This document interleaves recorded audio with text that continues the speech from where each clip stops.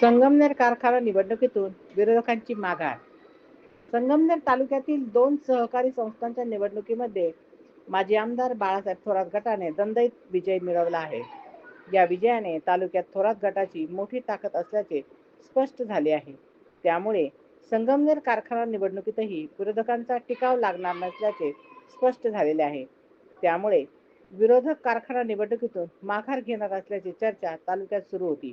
या चर्चेला आज पूर्णविराम मिळाला असून विरोधकांनी निवडणूक न लढवण्याचा निर्णय जाहीर केला आहे.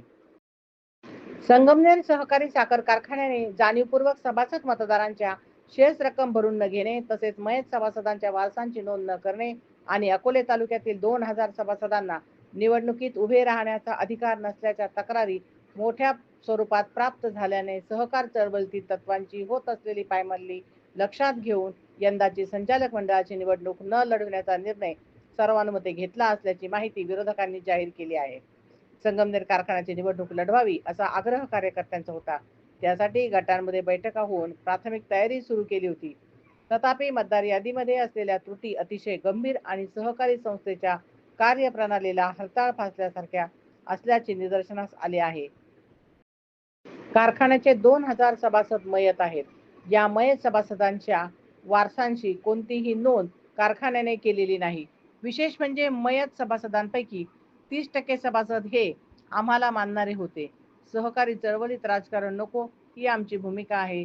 मात्र कारखाना ज्यांच्या ताब्यात आहे त्यांनी मतदार यादीबाबत सभासदांच्या मागणीचा कुठेही विचार केला नाही. हे सहकार चळवळीमध्ये अभिप्रेत नसल्याकडे लक्ष वेधले आहे.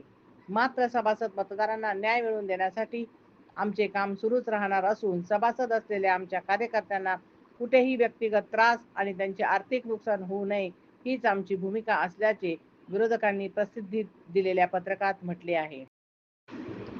आमच्याकडे निवडणूक लढवण्यासाठी इच्छुक उमेदवारांची संख्या चांगली होती.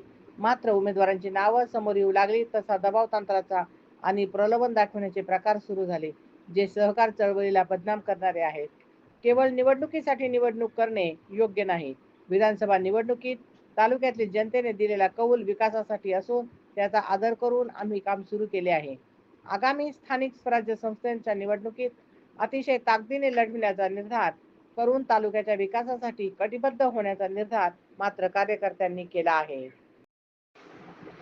ताज्या घडामोडी पाहण्यासाठी सनवार्ता न्यूज चॅनलला लाईक करा आणि सबस्क्राईब करा.